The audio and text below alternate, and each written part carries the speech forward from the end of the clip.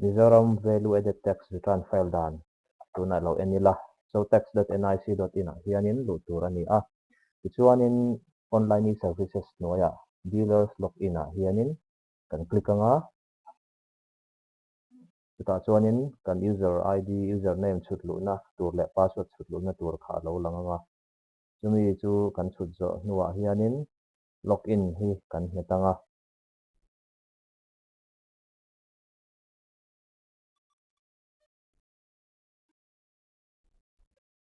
chuanin login kan hne zo khanin purchase invoice ti veilam chung bera hianin alo langa chuta chun entry and update ti kha kan hmu a kami kan click zo khan interstate purchases ti kha kan click anga ai tanga bungrol latan chuan in quarterly kan click anga chumi zo akum hi kan click le dawn ani a quarter kha January to March hi tun tuma hen kan hmanga go me turani ta ani chuanin in waibil hmanga bungrolak vek ani awangin tun quarter a hian extract purchase from waibil ti a kan click anga chuanin hei alo lang ta ni kan waibil hmana kha in invoice zong zong kha tum khata a select theya amal mal pona select theya avai kan select chin ang khan alang dona tum khata select vek na kha kan mang chin dona ni chuanin add selected waibil kan click le a exit kan click le nu khan kan invoice kha hei he lama hen alo lang ta ani chuan select kan han click le a kan waibil invoice mana kha aron lang ta ani ti chuanin chu kan enter fel ta a chumi zo chuan exit kan het le anga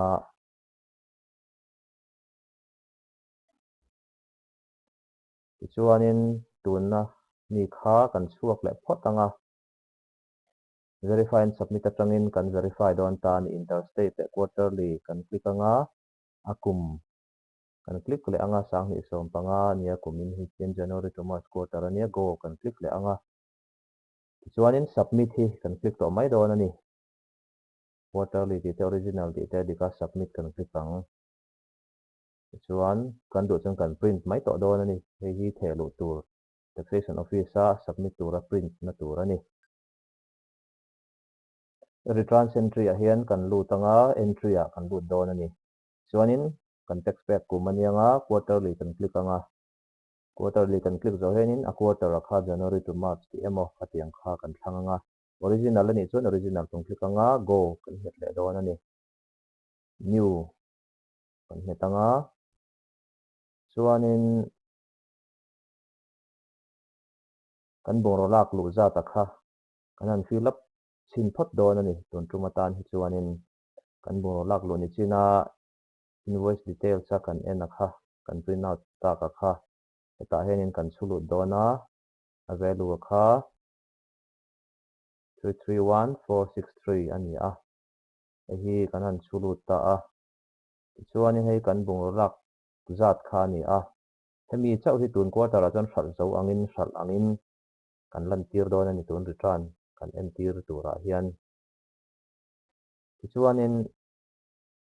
kan lak lu na ret ani a he noi thum sing thum le ti a hi chu kan thal na rate chu 8% hlep angin kan han lan tiranga chuanin kan hlep za ta chu khi ni a kita tang hian kan lak na kan bel le chuanin noi thum sing thum le sang kha zali sumruk pathum a kha kan bel le chuanin kan thal na rate kha alo lang ta ani hei hi number 16 zona a ya khan 5% kan bungro sala kha 5% ani wangin khami a kha 5% zona khanin kan thal na rate kha noi thum singa sang sari ko somri ta kha kan han chut lu rol khan kan tax pack tur lo lang ngal ta mai ani tichuanin number 5 gross turnover ti la yak hi a chu dan tur alo lang le ta kan thal na value but turnover of sales taxable turnover of sales le kan tax pack tur kha kan bel chuanin gross turnover of sales hi alo chuak ta ani chu noi thum sing sari sanga zare samsari pakua hi alo ni ta ani hi gross turnover kan chulu tanga chuanin number 6 a hianin kan tax pack tur za ta kha kan han chu lut anga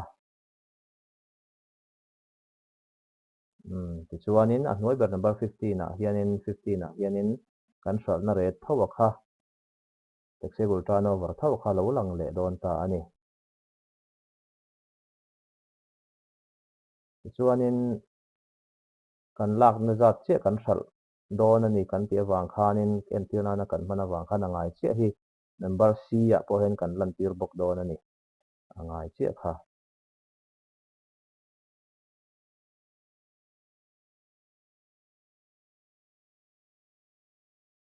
ta hianin hei kan chutlu langai ri lo nakina hei hi chu payment kan ti zo hnuwa nakina update na tur lo mai dawn next kan click anga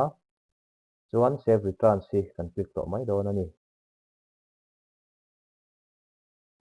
make e-payment hi kan click anga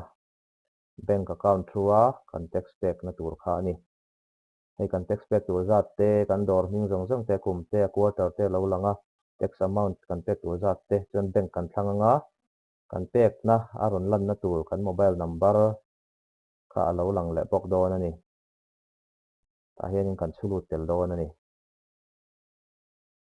kan pack fel kha chuanin a lo lang mai dawn a security check khi kan chutlu le ngaia hei hi engemaw ven thon thila a him zawk na atan hei hi an siam ani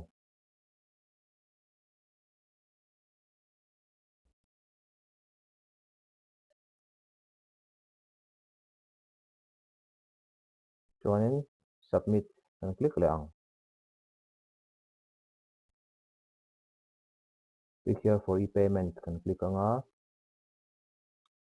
chuan kan bank account username le password online banking username le password kha kan chulut anga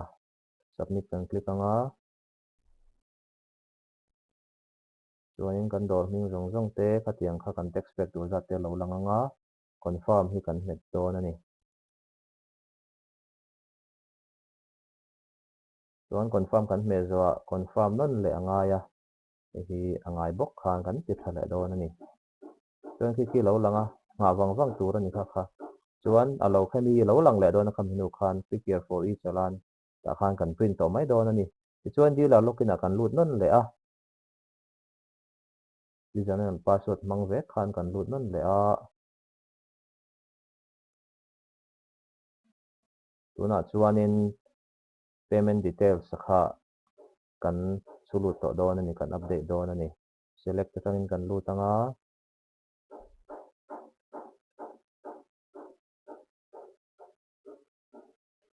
e-payment hmanga pe kan ni wangin payment mo ta e-payment ani a e-payment reference number a hi kan chalana khana langa chu kan enanga kan chulut dawn ani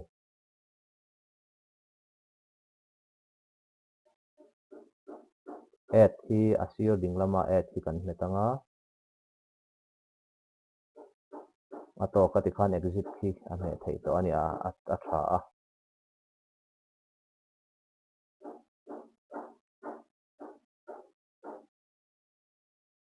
chumi zo chon update and submit a kan lut le anga kan modify phot dawn ani modify kan click anga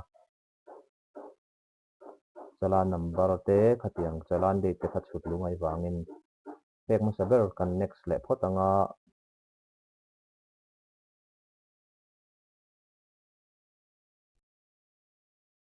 chuanin he ta hianin chalan number vel chhut luhna tur kha lo awm ta a khimi box rong dang lam bik ka khian a chung berah khianin chalan number chhut luh tur ani a kan chalana lo lang kha chhut luh tur ani a hnuaiah hianin chalan date chalan ani a date lo lang kha chhut luh tur ani a hetiang khian chhut thlap thlap anga ni slash man tur ani a dot te man lo tur ani next kan click anga chuan a tha a save returns kan click le anga chuan kan submit thei ta ni kan submit a submit kan click le ang submitted successfully tia hei hi kan print anga office a kan thei lut dawn ani